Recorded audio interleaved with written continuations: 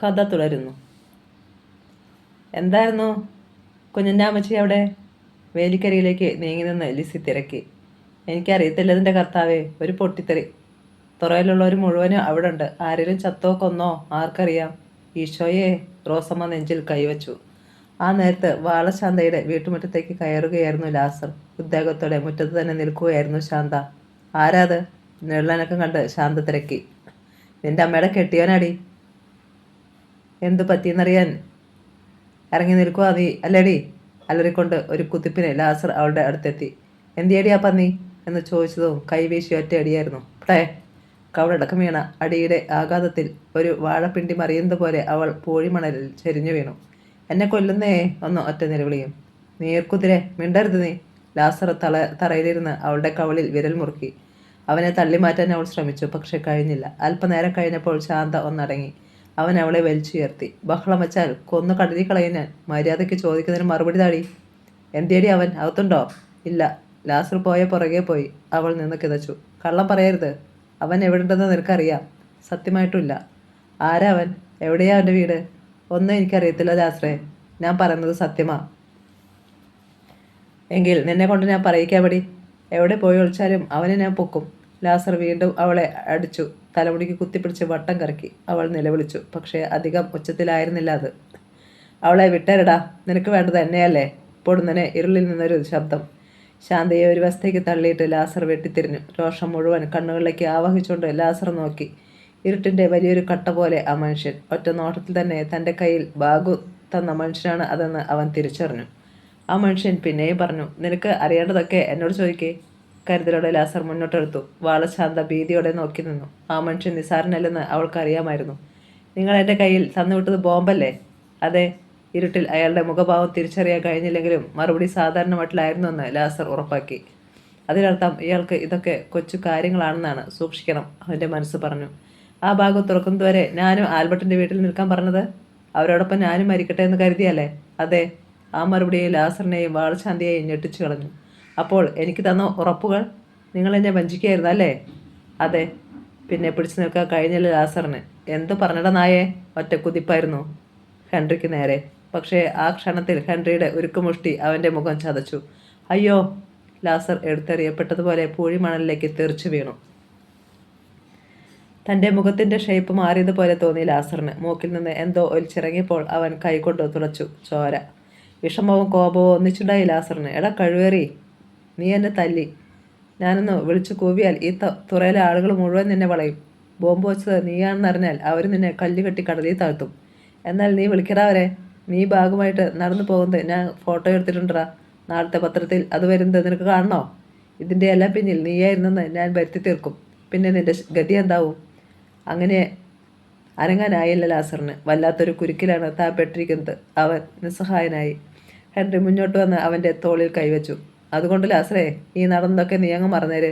നിന്റെ കയ്യിൽ വിലങ്ങ് വീഴാതിരിക്കണമെങ്കിൽ, ജീവിത നീളക്കാലം ജയിലിലാകാതിരിക്കണമെങ്കിൽ മറക്കുന്നതാണ് നല്ലത്. അല്ലെങ്കിൽ ബോംബുമായി ബന്ധപ്പെടുത്തി ഈ രാജ്യത്തെ സ്ഫോടനങ്ങൾ മുഴുവൻ നിന്റെ തലയിൽ കെട്ടിവയ്ക്കും ഇവിടുത്തെ പോലീസ്. ലാസറിന് മറുപടി പറയാൻ കഴിഞ്ഞില്ല. ഹെൻറി തുടർന്നു. ഞാനും നീയും തമ്മിൽ കണ്ടിട്ടില്ല, അത്രമാത്രം. അയാൾ തിരിഞ്ഞു നടന്നു. ലാസർ മരപ്പാവ കണക്കെ നിൽക്കുകയായിരുന്നു അപ്പോഴും. വാളശാന്ത പതിയെ തിണ്ണയിലിരുന്നു. അടുത്ത ദിവസം പോലീസ് എത്തി. ബോംബ് പൊട്ടിയ ഭാഗത്തെ പാറകളൊക്കെ ചിതറിപ്പോയിരുന്നു. ആർക്കും പക്ഷേ പോലീസിൻ്റെ ചോദ്യത്തിന് വ്യക്തമായ ഒരു ഉത്തരം നൽകുവാൻ കഴിഞ്ഞില്ല. ലാസർ അകന്നു മാറി നിന്നതേയുള്ളൂ. നടുക്കം വിട്ടുമാറുന്നില്ല മനസ്സിൽ നിന്ന്. ബോംബ് സ്ക്വാഡ് എത്തി. അവരുടെയും അന്വേഷണങ്ങൾ തുടർന്നു. ഈ നേരത്തെ അങ്കിൾ ഫ്രെഡി ഹെൻറിയെ തൻ്റെ മുന്നിലേക്ക് വിളിച്ചു വരുത്തിയിരുന്നു. നിനക്ക് ഈ ജോലിയിൽ നിന്ന് പിരിഞ്ഞു പോകാം, അതിനാണ് വിളിപ്പിച്ചത്. യാതൊരു മുഖവുരയും കൂടാതെയായിരുന്നു ഫ്രെഡിയുടെ സംസാരം. അസ്വസ്ഥതയോടെ അയാൾ ചുരുട്ട് ആഞ്ഞാഞ്ഞു വലിച്ചുകൊണ്ടിരുന്നു. ഞാനെന്ത് പറയട്ടെങ്കിൽ? ഹെൻറി എന്തോ പറയാൻ ഭാവിച്ചു. No, shut up. വിട്ടുവീഴ്ചയ്ക്ക് ഒരുക്കമല്ലായിരുന്നു അയാൾ. ഈ ഇന്ത്യ മഹാരാജ്യത്ത് നിന്നേക്കാൾ മിടുക്കന്മാരായ കില്ലേഴ്സിനെ കിട്ടും. ഒരു ഉറുമ്പിനെ പോലും നോവേൽക്കാതെ, ആർക്കും സംശയം തോന്നാതെ അവർ ഇരകളെ വകവരുത്തുകയും ചെയ്യും. അതുകൊണ്ട് നിനക്ക് പോകാം. വാങ്ങിയ തുക മടക്കി തരേണ്ടതുമില്ല. ഫ്രെഡി തിരിഞ്ഞു. തോമസ്. അയാൾ മുന്നിലെത്തി. ഞാനൊന്ന് കിടക്കാൻ പോവുകയാ. ഫ്രെഡി ഉൾവലിഞ്ഞു. ഹെൻറിയും തോമസും മുഖാമുഖം നോക്കി. ഒന്നും പറഞ്ഞില്ല. അണപ്പല്ലുകൾ കടിച്ചമർത്തിക്കൊണ്ട് ഹെൻറി ഇറങ്ങിപ്പോയി. കോഴിക്കോട് മഹാറാണി ഹോട്ടലിന് തൊട്ടടുത്തുള്ള ഒരു വലിയ കെട്ടിടത്തിൽ അവർ ഒത്തുകൂടി. ചാണ്ടിക്കുഞ്ഞ്, എൽസമ്മ, ആൻഡ്രൂസ്, പിന്നെ അടുത്ത ഏതാനും ബന്ധുക്കളും. കാര്യങ്ങൾ നമ്മൾ വിചാരിച്ചതുപോലെ മുന്നോട്ട് പോകുന്ന ലക്ഷണം കാണുന്നില്ല. ചാണ്ടിക്കുഞ്ഞാണ് തുടക്കമിട്ടത്. ഇപ്പോൾ എനിക്ക് തോന്നുന്നത് നമ്മളറിയാതെ അങ്കിൾ ഫ്രെഡി ചില ചരടുവലികൾ നടത്തുന്നുണ്ടോ എന്നാണ്. കടൽ കിഴവനാണ് അയാൾ. തോമസിന് വേണ്ടി അയാൾ എന്തും ചെയ്യും. അതിന് തോമസ് അയാളുടെ ആരാ? വെറും ഒരു സഹായി. അതിനപ്പുറത്ത് ബന്ധമൊന്നുമില്ലല്ലോ. എൽസമ്മ നെറ്റിച്ചുളിച്ചു. ആരോ ആണെന്നാണ് ഇപ്പോൾ എൻ്റെ സംശയം. പലപ്പോഴും എനിക്ക് സംശയം തോന്നിയിട്ടുള്ള കാര്യവുമാണ്. ഒന്ന് നിർത്തി ഒരു സിഗരറ്റിന് തീ പിടിപ്പിക്കാനുള്ള സമയമെടുത്തിട്ട് ചാണ്ടിക്കുഞ്ഞ് തുടർന്നു. അയാൾ അവിവാഹിതനാണ്, നിത്യബ്രഹ്മചാരിയാണ് എന്നൊക്കെ പറഞ്ഞത് വെറുതെയാണെന്നാണ് ഇപ്പോഴത്തെ എൻ്റെ തോന്നൽ. അങ്ങനെ സംശയമുണ്ടെങ്കിൽ അങ്ങ് തട്ടിയാക്കണം. എൽസമ്മയുടെ ഭർത്താവ് ജോൺസണാണ് പറഞ്ഞത്. 45 വയസ്സ് വരും ജോൺസന്. പൊതുവെ ഒരു എടുത്തുചാട്ടക്കാരൻ. സംശയം തോന്നുന്ന ആരെയും ഒന്നിനെയും ബാക്കി വയ്ക്കാൻ പാടില്ല അല്ല പിന്നെ. മറ്റുള്ളവർ ജോണിൻ്റെ മുഖത്തേക്ക് ഒരു നിമിഷം നോക്കിയിരുന്നു. അത് പാടില്ല, പ്രത്യേകിച്ച് ഈ സമയത്ത്. 30-കാരനായ ആൻഡ്രൂസ് തുടർന്നു. കാരണം എല്ലാം നമ്മൾ കണക്ക് കൂട്ടുന്നത് പോലെ കാര്യങ്ങൾ നമ്മുടെ കൈപ്പിടിയിൽ ഒതുക്കണമെങ്കിൽ അങ്കിൾ ഫ്രെഡിയുടെ കുറുക്കം ബുദ്ധി ഉപയോഗിച്ചേ പറ്റൂ. അതിനുശേഷം എന്ത് വേണമെന്ന് വച്ചാലും ആകാമല്ലോ. ആ അഭിപ്രായം കാര്യം മാത്രം പ്രസക്തിയുള്ളതാണെന്ന് മറ്റുള്ളവർക്കും തോന്നി. ആൻഡ്രൂസ് പറഞ്ഞതാ അതിൻ്റെ ശരി. ചാണ്ടിക്കുഞ്ഞിൻ്റെ ഭാര്യയും 40-കാരിയുമായ കുഞ്ഞന്നാമ്മ പിന്താങ്ങി. നമുക്ക് പ്രത്യക്ഷപ്പെടാതെ മുന്നിൽ നിന്ന് കളിപ്പിക്കാനുള്ള ഒരു പരിചയം മാത്രമാണ് അങ്കിൾ ഫ്രെഡി. എല്ലാം നേരെയായി കഴിയുമ്പോൾ മോശമല്ലാത്തൊരു തുക കൊടുക്കാമെന്ന് നമ്മൾ പറയുന്നു. അതും കൂടാതെ മുച്ചൂടും വേണമെന്നാണ് കിഴവൻ്റെ ഉള്ളിലിരിപ്പെങ്കിൽ പിന്നെ മുൻപിലൊന്നും നോക്കണ്ട. ആൻഡ്രൂസിൻ്റെ ഭാര്യയും സുന്ദരിയുമായ മെർലിനാകട്ടെ യാതൊരു അഭിപ്രായവും പറഞ്ഞില്ല. ഇത് തന്നെ ബാധിക്കുന്ന പ്രശ്നമേയല്ല എന്ന മുഖഭാവമായിരുന്നു അവൾക്ക്. ഇനി നമുക്ക് എങ്ങനെയൊക്കെ വീതം വയ്ക്കുക എന്നത് ചിന്തിക്കണം. ചാണ്ടിക്കുഞ്ഞ് സിഗരറ്റ് കുറ്റി ആശ്രയിൽ കുത്തിയമർത്തി. ആസ്തികളുടെ കണക്കെടുക്കണം ആദ്യം. അതിന് അഡ്വക്കേറ്റ് വരണം. അയാളെ വരുതിയിൽ നിർത്തണം. അതിനുശേഷം പോരെ എല്ലാം തീരുമാനിക്കുന്നത്. എൽസമ്മ തിരക്കി. എന്നാലും നമുക്കൊരു ധാരണയിലെത്താം. അതുകൊണ്ട് കുഴപ്പമില്ലല്ലോ. അവർ അതേപ്പറ്റി ചർച്ച തുടങ്ങി. മെർലിൻ എഴുന്നേറ്റ് ജനാലയിൽ പോയി നിന്നു. കർട്ടൻ മാറ്റി നോക്കി. മഹാറാണി ഹോട്ടലിന് മുന്നിൽ നിന്ന് ഒരു ബെൻസ് കാർ റോഡിലിറങ്ങി കസബ പോലീസ് സ്റ്റേഷൻ്റെ ഭാഗത്തേക്ക് പോകുന്നത് കണ്ടു. നാളെ ആൽബർട്ടിന് വീട്ടിൽ പോകാം. റൗണ്ട്സിന് വന്ന ഡോക്ടർ പറഞ്ഞപ്പോൾ അവന് സന്തോഷമായി. കുത്തിക്കെട്ട് എന്നെടുക്കും ഡോക്ടറെ? കേട്ടു നിന്നാൽ ജോർജ് കുട്ടി തിരക്കി. ഇന്ന് തന്നെ സ്റ്റിച്ച് എടുക്കും. തുറയിലെ 4-5 തൊഴിലാളികൾ കൂടി അവിടെയുണ്ടായിരുന്നു. ആശുപത്രിയിലായതിനാൽ ആൽബർട്ട് വല്ലാതെ ക്ഷീണിച്ചിരുന്നു. അവിടെ എത്തിയ റോസമ്മയും ലിസിയും അടുത്ത ദിവസം അവൻ ആശുപത്രി വിടുന്നു എന്നറിഞ്ഞപ്പോൾ ആശ്വസിച്ചു. കടലിലൊന്നും പോകാഞ്ഞിട്ടും രണ്ടും കൊമ്പനെ പിടിക്കാഞ്ഞിട്ടും ഒരിത്. വളർന്നു തുടങ്ങിയ താടി തടവിക്കൊണ്ട് ആൽബർട്ട് ഒന്ന് നിവർന്നിരുന്നു. അത് വേണ്ട, ഒരു 2 ആഴ്ച കൂടിയെങ്കിലും അച്ചായൻ വിശ്രമിക്കണം. ജോർജ് കുട്ടി എതിർത്തു. അമ്മയോട് കടലോരത്തെ ബോംബ് സ്ഫോടനത്തെക്കുറിച്ചൊക്കെ ആൽബർട്ട് തിരക്കി. എന്നാൽ ആർക്കും ഒന്നും ഇതേവരെ അറിയാൻ കഴിഞ്ഞിട്ടില്ല എന്ന മറുപടി കേട്ടപ്പോൾ അവൻ്റെ മുഖം മ്ലാനമായി. എവിടെയോ ദുരൂഹതകളുണ്ടെന്ന് അവന് തോന്നി. രാത്രി പിറ്റേന്ന് ആശുപത്രി വിടാമെന്നുള്ള ചിന്തയോടെയാണ് ആൽബർട്ട് ഉറങ്ങിയത്. ആ നേരത്ത് ഹെൻറിയും ഒരു തീരുമാനമെടുത്തിരുന്നു. താൻ ഏറ്റെടുത്ത ജോലി പൂർത്തിയാക്കാതെ ഇവിടെ നിന്ന് പോകുന്ന പ്രശ്നമില്ല. അങ്ങനെ പോയാൽ തൻ്റെ കരിയറിനെ അത് ബാധിക്കും. അതുകൊണ്ട് അർദ്ധരാത്രി കഴിഞ്ഞ നേരത്ത് ഹെൻറി ആശുപത്രിയിലെത്തി. ആർക്കും യാതൊരു സംശയത്തിനും ഇട കൊടുക്കാത്ത വിധത്തിൽ. റോഡിൽ ആംബുലൻസിൻ്റെ മുരൾച്ച ഉയർന്നു. നിശബ്ദതയിൽ അതൊരു പേടിപ്പെടുത്തുന്ന ശബ്ദമായി. ആംബുലൻസിന് ആശുപത്രിയിലേക്ക് തിരിഞ്ഞു. കാഷ്വാലിറ്റിക്കരികിൽ ബ്രേക്ക് ഇട്ട് നിന്നു. അറ്റൻഡർമാർ ഓടിയെത്തി. അപ്പോഴേക്കും ആംബുലൻസിൻ്റെ പിൻഭാഗം തുറന്ന് 2 പേർ പുറത്തിറങ്ങി. സ്ട്രെച്ചർ കൊണ്ടുവാ, അവരിൽ ഒരാൾ പറഞ്ഞു. അറ്റൻഡർമാർ സ്ട്രെച്ചർ കൊണ്ടുവന്നു. ആംബുലൻസിനുള്ളിൽ ചോരയിൽ കുളിച്ച് ഒരു മനുഷ്യൻ. അയാൾ ഞരങ്ങുന്നുണ്ട്. എന്തു പറ്റിയതാ? അയാളെ സ്ട്രെച്ചറിലേക്ക് കയറ്റുന്നതിനിടയിൽ അറ്റൻഡർമാരിൽ ഒരാൾ തിരക്കി. വണ്ടി ഇടിച്ചതാ. അയാളെ കാഷ്വാലിറ്റിയിലേക്ക് കൊണ്ടുപോയി. ഒപ്പം വന്ന 2 പേരും പുറത്തു നിന്നു. ഒരു ഡോക്ടർ തിടുക്കത്തിൽ കാഷ്വാലിറ്റിക്കുള്ളിലേക്ക് പോയി. അല്പം കഴിഞ്ഞ് ഒരു നേഴ്സ് തലപ്പുറത്തേക്ക് നീട്ടി. ബ്ലഡ് വേണം. ആ മനുഷ്യൻ്റേത് ഏത് ഗ്രൂപ്പാണെന്നറിയാമോ? ഇല്ല. ശരി, ഞങ്ങൾ നോക്കിക്കൊള്ളാം. അവർ തല വലിച്ചു. പുറത്തു നിന്നിരുന്ന 2 പേരും പരസ്പരം നോക്കി. പിന്നെ ഒരാൾ വാർഡിൻ്റെ ഭാഗത്തേക്ക് നടന്നു. ദീർഘകായനായ അയാളുടെ തലമുടി തോൾ വരെ നീണ്ടു കിടന്നിരുന്നു. അയാൾ വാർഡിലെത്തി. എല്ലാം നിശബ്ദം. രോഗികളുടെ കൂടെ വന്ന ചിലർ ഉറക്കം തൂങ്ങുകയും ഇടയ്ക്ക് ഞെട്ടി ഉണരുകയും ചെയ്യുന്നുണ്ട്. ആൽബർട്ടിൻ്റെ അരികിൽ തുറയിൽ നിന്ന് വന്ന 2 പേർ ഉറക്കമൊഴിഞ്ഞിരിപ്പുണ്ട്. 4 പേർ തറയിൽ കിടന്നുറങ്ങുന്നു. 2 മണിക്കൂർ വീതം 2 പേർ ഉറങ്ങാതിരിക്കും. അങ്ങനെയാണ് രാത്രി മുഴുവൻ. നീണ്ട മുടിയുള്ളവൻ അവരുടെ അരികിലേക്ക് ചെന്നു. അവർ സംശയത്തോടെ അവനെ നോക്കി. അവൻ ചെറുതായൊന്ന് ചിരിച്ചെങ്കിലും അവർ ചിരിച്ചില്ല. ഒരു കാര്യം അറിയാനുണ്ടായിരുന്നു, ആഗതൻ പറഞ്ഞു. എന്താ? ആക്സിഡൻറ്റ് പറ്റിയ ഒരാളെ കൊണ്ടുവന്നതാ ഞാൻ. ഡോക്ടർ പറയുന്നു രക്തം വേണമെന്ന്. രക്തം നൽകാൻ തയ്യാറുള്ള ആരെങ്കിലും നിങ്ങൾക്കറിയാമോ? അതിപ്പോൾ അവർ മുഖാമുഖം നോക്കി. ഞങ്ങളുടെ രക്തം ദാ ഈ കിടക്കുന്ന അച്ചായന് വേണ്ടി എടുത്തതാ കഴിഞ്ഞ ആഴ്ച. ആഗതൻ ആൽബർട്ടിനെ ഒന്ന് നോക്കി. ഒരു കൊച്ചുകുട്ടിയുടെ നിഷ്കളങ്കമായ മുഖത്തോടെ ഉറങ്ങിക്കിടക്കുകയാണവൻ. ആഗതൻ്റെ അണപ്പല്ലുകൾ ഞെരിഞ്ഞമർന്നു. ഒരു ഉപകാരം ചെയ്തു തരാമോ? രക്തം തരാൻ താല്പര്യമുള്ള ആരെങ്കിലും ഒന്ന് സംഘടിപ്പിച്ച് തരണം. എത്ര രൂപ വേണമെങ്കിലും കൊടുക്കാം. അതുവരെ വേണമെങ്കിൽ നിങ്ങളുടെ രോഗിക്ക് ഞാൻ കൂട്ടിരിക്കാം. അതേതായാലും വേണ്ട, അവർ ഉറക്കെയാണ് പറഞ്ഞത്. അത് കേട്ട് ജോർജ് കുട്ടിയും മറ്റും ഉണർന്നു. എന്താ കാര്യം? ആഗതൻ പിന്നെയും കാര്യം പറഞ്ഞു. എന്തോ ജോർജ് കുട്ടിക്ക് ആ മനുഷ്യനെ കണ്ടപ്പോൾ സംശയം ആകെ ഒരു പന്തിക്കേട് പോലെ. ഞങ്ങൾ ഇവിടെ നിന്ന് പുറത്തു പോയെങ്കിലേ ആളുകളെ തിരക്കാൻ പറ്റൂ. പക്ഷേ ഇവിടെ ആൾ വേണമല്ലോ. ഇതിനിടെ ആൽബർട്ടും ഉണർന്നു. മുന്നിൽ നിൽക്കുന്ന മനുഷ്യനെ കണ്ടതും അവൻ കണ്ണുകൾ അടച്ചു കളഞ്ഞു. ആ മുഖം, ഏതൊരുട്ടിലും തിരിച്ചറിയുന്ന മുഖം. തലമുടിക്ക് മാത്രമേ വ്യത്യാസമുള്ളൂ. ഇത്തവണ അയാൾ രക്ഷപ്പെടരുത്, അവൻ മനസ്സിൽ ഉറപ്പിച്ചു. അപ്പോൾ അയാൾ പറയുന്നത് കേട്ടു. ഈ മനുഷ്യർ ഉറങ്ങുകയാണല്ലോ. നിങ്ങൾ തിരിച്ചു വരുന്നതുവരെ ഞാനിരിക്കാമെന്നേ. നിങ്ങളുടെ രോഗിയെ ഞാൻ ശ്രദ്ധയോടെ നോക്കാം. ഇതിനിടെ ആൽബർട്ട് കണ്ണു തുറന്ന് അയാളെ നോക്കുന്നതും പെട്ടെന്ന് കണ്ണടയ്ക്കുന്നതും ജോർജ് കുട്ടി കണ്ടിരുന്നു. ആ മുഖത്തെ ഭാവം കണ്ടപ്പോൾ അവന് കാര്യം ഏതാണ്ട് മനസ്സിലായി. ശത്രുവാണ് മുന്നിൽ. അത് മറ്റുള്ളവരോട് പറയാനും പറ്റുന്നില്ല. താൻ ഒറ്റയ്ക്ക് ആക്രമിച്ചാൽ അയാളെ കീഴ്പ്പെടുത്താൻ കഴിയില്ലെന്ന് അവന് തോന്നി. മാത്രമല്ല, ഇയാളുടെ കയ്യിൽ ആയുധമുണ്ടാവും. സമയം പോകുന്നു. നിങ്ങൾ എന്നെ ഒന്ന് സഹായിക്കുമോ? അല്ലെങ്കിൽ ആ മനുഷ്യൻ മരിച്ചു പോകും. ഒരു ജീവൻ രക്ഷിക്കാൻ നമുക്കായാൽ അതൊരു മഹാകാര്യം തന്നെയല്ലേ? ശരി, ഒരു കാര്യം ചെയ്യേ. ഞങ്ങളുടെ രോഗിക്ക് നിങ്ങൾ കൂട്ടിരിക്കേ. എത്രയും വേഗം ഞങ്ങൾ രക്തം കൊണ്ടുവരാം. ജോർജ് കുട്ടി തിരിഞ്ഞ മറ്റുള്ളവരെ നോക്കി. വരിൻ. പിന്നെ അവരാരും മറുപടി പറഞ്ഞില്ല. എല്ലാവരും വാർഡിൻ്റെ വാതിൽക്കലേക്ക് നടക്കുന്നത് ക്രൂരമായൊരു ചിരിയോടെ അയാൾ നോക്കി നിന്നു. ഹെൻറി വഴിയെ പോയവരെ മനഃപൂർവ്വം വാഹനം കൊണ്ടിടിച്ചാണ് അയാൾ ഇവിടെ കൊണ്ടുവന്നത്. ഏറ്റെടുത്ത ജോലി പൂർത്തിയാക്കാൻ, എന്നേക്കുമായി തൻ്റെ കരിയറിൽ വീഴുമായിരുന്ന കറുത്ത പാടില്ലാതാക്കാൻ. ഹെൻറി വാർഡിൻ്റെ വാതിൽക്കൽ പോയി നോക്കി. അവിടെ എങ്ങും ആരെയും കണ്ടില്ല. ആൽബർട്ടിൻ്റെ ആളുകൾ തൻ്റെ വാക്കുകൾ വിശ്വസിച്ചിരിക്കുന്നു. അയാൾ തിരികെ വന്നു. ആൽബർട്ട് കണ്ണടച്ച് കിടക്കുകയാണ്. ഒരു വട്ടം കൂടി ഹെൻറി കണ്ണുകൾ കൊണ്ട് ചുറ്റും ഒഴിഞ്ഞു. ആരും ശ്രദ്ധിക്കുന്നില്ല. അയാൾ ഷർട്ട് ഉയർത്തി അടിയിൽ നിന്ന് ഒരു കത്തി വലിച്ചൂരിയെടുത്തു. ഒരടി നീളം വരുന്ന സ്റ്റീൽ കത്തി. അയാൾ അത് ആൽബർട്ടിൻ്റെ നെഞ്ചിലേക്ക് ആഞ്ഞു കുത്തി. പക്ഷേ ഒറ്റ ക്ഷണം കൊണ്ട് ആൽബർട്ട് ഉരുണ്ട് തറയിലേക്ക് മറിഞ്ഞു. ബെഡിൽ കത്തി പൊളഞ്ഞിറങ്ങി. അത് വലിച്ചൂരിയെടുക്കാൻ അയാൾക്ക് നേരം കിട്ടിയില്ല. തൊട്ടു പിന്നിലെ ബെഡിനടിയിൽ നിന്ന് ചിലർ കുതിച്ചുയർന്നു. ജോർജ് കുട്ടി അടക്കമുള്ള 6 പേർ. അവർ ഒന്നിച്ച് ഹെൻറിയെ പിടിച്ചമർത്തി. അയാൾ കുതറിയെങ്കിലും പിടിപിടിപ്പിക്കാനായില്ല. കഴിവേറ് മോനെ, നിന്നെ ഞങ്ങൾക്ക് മനസ്സിലായില്ലെന്ന് കരുതിയോടാ, ജോർജ് കുട്ടി അലറി. എങ്കിലും സംശയം ഒന്ന് തീർത്തേക്കാമെന്ന് വിചാരിച്ചാടാ പുറത്തേക്ക് പോയത്. നീ വാതിലിക്ക് പോയി നോക്കുമ്പോൾ ഞങ്ങൾ ഇടനാഴിയിലൂടെ ഇങ്ങെത്തിയിരുന്നുണ്ടാ. ബഹളം കേട്ട് വാർഡിലുണ്ടായിരുന്ന രോഗികളും അവർക്ക് കൂട്ടുണ്ടായിരുന്നവരും ഉണർന്നു. ആൽബർട്ട് തറയിൽ നിന്ന് എഴുന്നേറ്റ് കിടക്കയിൽ തറഞ്ഞു നിന്നിരുന്ന കത്തി വലിച്ചൂരിയെടുത്തു. എന്നാൽ ഹെൻറി ഒട്ടും പതറിയില്ല. ക്രൂരമായി പല്ലുകൾ അമർത്തിക്കൊണ്ട് അയാൾ അവൻ്റെ നേരെ ആഞ്ഞു.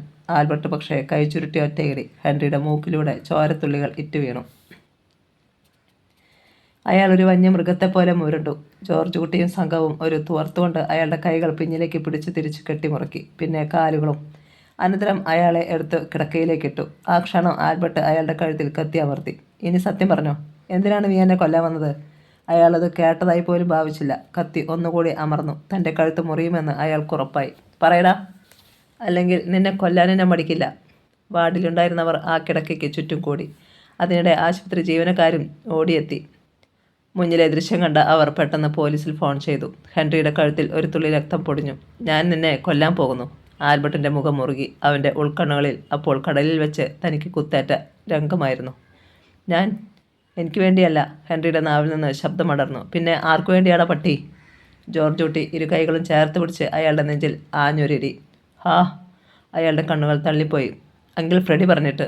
Uncle Freddy? ആൽബർട്ടും സുഹൃത്തുക്കളും മുഖാമുഖം നോക്കി. അങ്ങനെ ഒരു പേര് അവർ ഇന്ന് വരെ കേട്ടിട്ടില്ല. പറയടാ, ആരാണ് അയാൾ? എന്തിനാ എന്നെ കൊല്ലാൻ പറഞ്ഞത്? ഹെൻറിക്ക് മറുപടി പറയാൻ കഴിഞ്ഞില്ല. അതിനു മുമ്പ് ഒരു ഗർജനം കേട്ടു. എന്താണ് ഇവിടെ? എല്ലാവരും കൂടി ഒരു മനുഷ്യനെ കൊല്ലാൻ ശ്രമിക്കുന്നോടാ. ആൽബർട്ടും സുഹൃത്തുക്കളും തിരിഞ്ഞു നോക്കി. ASI കാർത്തികേയനും പോലീസുകാരും. സാർ, ഇയാൾ എന്നെ കടലിൽ വെച്ച് കൊല്ലാൻ ശ്രമിച്ചത് ഇയാളാണ്. ഇപ്പോൾ ഇവിടെ വെച്ചും കൊല്ലാൻ വന്നു. അവൻ ചുരുങ്ങിയ വാക്കുകളിൽ സംഭവം പറഞ്ഞു. ഓഹോ, അതുകൊണ്ട് ചോദ്യം ചെയ്യലും ശിക്ഷ നടപ്പാക്കലും നീ തന്നെ ആയിക്കൊള്ളാമെന്ന് കരുതിയോടാ. പിന്നെ എന്തിനാടാ ഇവിടെ പോലീസ്? മഹസ് തയ്യാറാക്കാനും പോസ്റ്റ്മോർട്ടം നടത്താനും മാത്രമോ? അതിന് പോലും കൃത്യസമയത്ത് എത്താറില്ലല്ലോ. ശബ്ദം താഴ്ത്തിയാണ് അവൻ പറഞ്ഞത്. എന്താടാ പിറുപിറുത്തത്? ഒന്നുമില്ല. എന്നാൽ അവൻ്റെ കഴുത്തിൽ നിന്ന് കത്തി മാറ്റടാ, നായൻ്റെ മോനെ. കാർത്തികേയനെ തറപ്പിച്ചൊന്ന് നോക്കിക്കൊണ്ട് ആൽബർട്ട് കത്തി മാറ്റി. കാർത്തികേയൻ ഹെൻറിയെ വലിച്ചുയർത്തി. അതിനിടെ ആൽബർട്ട് അയാളുടെ നീണ്ട മുടിയിൽ പിടിച്ചു വലിച്ചു. വിഗ് അവൻ്റെ കയ്യിലായി. ഹെൻറിക്ക് ഇപ്പോൾ കുറ്റിത്തലമുടി. ആൽബർട്ടിൻ്റെ ആ നടപടിയും ASIക്ക് ഇഷ്ടമായില്ല. എങ്കിലും കടുപ്പിച്ചൊന്ന് നോക്കിയതേയുള്ളൂ. കൈകൾ പിന്നോട്ട് തിരിച്ച നിലയിൽ തന്നെ പോലീസ് ഹെൻറിയെ വിലങ്ങിട്ട് കെട്ടുകൾ അഴിച്ചുമാറ്റി മുന്നോട്ട് തള്ളി. നടക്കടാ. ആളുകൾ വഴിമാറി. ആ ക്ഷണത്തിൽ ഒറ്റ കുതിപ്പായിരുന്നു ഹെൻറി. നിൽക്കടാ അവിടെ. ASI പോലീസുകാരും പിന്നാലെ ഓടി. ഹെൻറി വാതിൽക്കൽ എത്തിയപ്പോഴേക്കും പോലീസുകാരും പിന്നാലെ എത്തി. കാർത്തികേയൻ അയാളെ പിടിക്കാനായി കൈ നീട്ടുകയായിരുന്നു. എന്നാൽ ഹോസ്പിറ്റൽ അപ്പാടെ നടങ്ങുന്ന ഒരു വെടിവെച്ച. ഒരലർച്ചയോടെ കാർത്തികേയൻ്റെ കൈകളിലേക്ക് ഹെൻറി വീണു. തൻ്റെ കൈകളിലേക്ക് വീണ ഹെൻറിയെ ASI കാർത്തികേയൻ നടുക്കത്തോടെയാണ് നോക്കിയത്. അയാളിൽ നിന്ന് നടുക്കം വല്ലാത്തൊരു ശബ്ദമായി പുറത്തു വന്നു. ഹെൻറിയുടെ തൊണ്ടക്കുഴിയിൽ ഒരു ദ്വാരം വീണിരിക്കുന്നു. അതുവഴി കൊഴുത്ത ചോര പുറത്തേക്ക് ഒഴുകുന്നു. ഒന്ന് ഞരങ്ങുന്നത് പോലുമില്ല. കണ്ണുകൾ തുറച്ചു നിന്നിരുന്നു. കാർത്തികേയൻ അയാളെ താഴേക്കെടുത്തി. അയാൾ മരിച്ചു കഴിഞ്ഞെന്ന് കാർത്തികേയൻ ഉറപ്പായി. വെടിവെച്ചയും ബഹളങ്ങളും കേട്ട് ആൽബർട്ടും കൂട്ടരും ഓടി വന്നു. മുന്നിലെ രംഗം കണ്ടപ്പോൾ അവൻ കോപത്തോടെ ASIക്ക് നേരെ തിരിഞ്ഞു. ഇപ്പോൾ എന്ത് പറയുന്നു സാർ? ഭദ്രമായി നിങ്ങൾ ഏറ്റുവാങ്ങിയ ഈ കൊലയാളിക്ക് എന്ത് പറ്റി? ആരായിരുന്നു ഇയാളുടെ പിന്നിലെന്ന് ഒന്ന് ചോദിച്ചറിയാനെങ്കിലും നിങ്ങൾക്ക് കഴിഞ്ഞോ? കാർത്തികേയന് ഉത്തരമില്ലായിരുന്നു. അയാൾ പോലീസുകാർക്ക് എന്തോ നിർദ്ദേശം നൽകി. ഹെൻറിയെ വെടിവെച്ചവനെ തേടി അവർ പുറത്തേക്ക് പാഞ്ഞു. എന്നാൽ അകന്നുപോയ ഒരു ബുള്ളറ്റ് ബൈക്കിൻ്റെ കാതടുപ്പിക്കുന്ന ശബ്ദം മാത്രമേ അവർക്ക് കേൾക്കാൻ കഴിഞ്ഞുള്ളൂ. പോലീസാണ് പോലും പോലീസ്. ആൽബർട്ട് കാർത്തികേയനെ പരസ്യമായി ആക്ഷേപിച്ചു. ശരീരത്തിൽ കാക്കിയുണ്ടെന്നത് കൊണ്ട് മാത്രം ഒരുത്തനും പോലീസാകത്തില്ല. ഈ കിടക്കുന്നവനെ അരമണിക്കൂർ കൂടി എൻ്റെ കയ്യിൽ തന്നിരുന്നെങ്കിൽ ഞാൻ പറയിപ്പിച്ചാനെ സത്യം. ക്ഷമക്കെട്ട് കാർത്തികേയൻ വെട്ടിത്തിരിഞ്ഞു. കഴിവേറെ മോനെ, ഒരു കയ്യബദ്ധം പറ്റിയതുകൊണ്ട് മിണ്ടാതിരുന്നെന്ന് കരുതി മെക്കിട്ടുകാരൻ വരുന്നോടാ നീ? അടിച്ചു നിന്റെ. അയാൾ കയ്യോങ്ങി. തൊട്ടു പോകരുത്. അതേ നാണയത്തിൽ അവൻ തിരിച്ചടിച്ചു. പോലീസാണെന്നൊന്നും നോക്കത്തില്ല ഞാൻ. തൻ്റെ പല്ലടിച്ചു പറിക്കും. അവൻ്റെ ആ ഭാവത്തിന് മുന്നിൽ കാർത്തികേയൻ പതറിപ്പോയി. ആശുപത്രിയിൽ വിവരം കേട്ടറിഞ്ഞവർ അങ്ങോട്ട് ഓടി വരികയായിരുന്നു. പോലീസ് അവരെ അകറ്റി നിർത്താൻ ഒരുപാട് പണിപ്പെട്ടു. ഇതിനിടെ ഹെൻറി മരിച്ചെന്ന് ഡോക്ടർമാർ സ്ഥിരീകരിച്ചു. രാത്രി വിറങ്ങലിച്ചു നിന്നു. ആ നേരത്ത് ആശുപത്രിയിൽ നിന്ന് പാഞ്ഞുപോയ ബുള്ളറ്റ് ബൈക്ക് മറ്റൊരിടത്തെത്തിയിരുന്നു. കൊച്ചിക്കായലിന് അഭിമുഖമായി നിൽക്കുന്ന ഒരു ഇരുനില കെട്ടിടത്തിന് മുന്നിൽ. കെട്ടിടത്തിൻ്റെ വാതിൽ പെട്ടെന്ന് തുറക്കപ്പെട്ടു. തോമസാണ് അത് ചെയ്തത്. ബൈക്കിൽ നിന്നിറങ്ങിയ ക്ലീൻ ഷേവ് ചെയ്ത മുഖമുള്ള ദീർഘകായൻ അകത്തേക്ക് കയറി. അവിടെ അക്ഷമയോടെ കാത്തിരിക്കുകയായിരുന്നു അങ്കിൾ ഫ്രെഡി. പോയ കാര്യം എന്തായി? എൻ്റെ കണക്കുകൂട്ടൽ തെറ്റിയില്ല. ഹെൻറി അവിടെ ചെന്നു. പക്ഷേ ആൽബർട്ടും കൂട്ടരും പിടികൂടി. ഫ്രെഡിയുടെ കണ്ണുകൾ വല്ലാതെ ഒന്ന് കുറുകി. എന്നിട്ട് അവൻ്റെ നാവിൻ്റെ കെട്ടഴിഞ്ഞോ? അല്പം. അങ്കിൾ ഫ്രെഡി എന്ന പേര് അവൻ ആൽബർട്ടിന് പറഞ്ഞു കൊടുത്തു. അയാൾ ഒരു ചുരുട്ട് കത്തിച്ചു. നിനക്ക് അവനെ അതിനു മുൻപേ നിശബ്ദനാക്കാമായിരുന്നില്ലേ വിൽഫ്രഡ്? കഴിയില്ലായിരുന്നോ? ആശുപത്രിയല്ലേ? അവനെ എനിക്കൊന്ന് കാണാൻ കിട്ടിയത് തന്നെ പോലീസിനെ വെട്ടിച്ച് പുറത്തേക്ക് ഓടിപ്പോയപ്പോണ്. ആ നിമിഷം തീർക്കുകയും ചെയ്തു. വിൽഫ്രഡ് ഒരു കസേരയിലിരുന്നു. അങ്കിൾ ഫ്രെഡി അമർത്തി മൂളി. നാളെ ആൽബർട്ട് ആശുപത്രി വിടും. ഫ്രെഡി എന്ന പേരായിരിക്കും അവൻ്റെ മനസ്സിൽ. അവൻ എന്നെ തിരയാൻ തുടങ്ങും. അതുകൊണ്ട് അല്പം വൈകിയാലും നിന്റെ ദൗത്യം ആർക്കും ഒരു സൂചനയും കിട്ടാത്ത വിധത്തിലായിരിക്കണം. എനിക്കറിയാം. ഞാനൊരു പദ്ധതി കണ്ടുവച്ചിട്ടുണ്ട്. ഗുഡ്. ഇത്രയും വേഗത്തിൽ ഞാൻ മറ്റൊരാളെ അവന് പകരം കണ്ടെത്തുമെന്ന് ഹെൻറി സ്വപ്നത്തിൽ പോലും കരുതിയിട്ടുണ്ടാവില്ല. ഫ്രെഡി ചുരുട്ടിൻ്റെ പുക ആഞ്ഞു ഊതിവിട്ടു. ഇത് നിനക്കും കൂടിയുള്ള ഒരു പാഠമാണ് വിൽഫ്രഡ്. തോറ്റിട്ട് വരികയോ എന്നെ ഒറ്റിക്കൊടുക്കാൻ ശ്രമിക്കുകയോ ചെയ്താൽ ഓർത്തോളൂ, ഒരു ബുള്ളറ്റ് ഞാൻ കരുതി വെച്ചിട്ടുണ്ട്. ഹെൻറിയേക്കാളും നിന്നെക്കാളും ഒക്കെ വലിയ ക്രിമിനലാണ് ഞാൻ. എനിക്കറിയാം. അങ്കിൾ ഫ്രെഡി അമർത്തി മൂളി. രാത്രി തന്നെ വിൽഫ്രഡ് യാത്ര പറഞ്ഞ് പോവുകയും ചെയ്തു. പിറ്റേന്ന് ആൽബർട്ടിനെ ആശുപത്രിയിൽ നിന്ന് ഡിസ്ചാർജ് ചെയ്തു. കടലോരം ആരവത്തോടെയാണ് അവനെ സ്വീകരിച്ചത്. ഏതാനും ദിവസങ്ങളായി അനാഥമായി കിടന്നിരുന്ന തുറയ്ക്ക് പെട്ടെന്ന് നാഥനുണ്ടായതുപോലെ ഒരാളൊഴികെ എല്ലാവരും അവനെ കാണാൻ എത്തിയിരുന്നു. ലാസർ.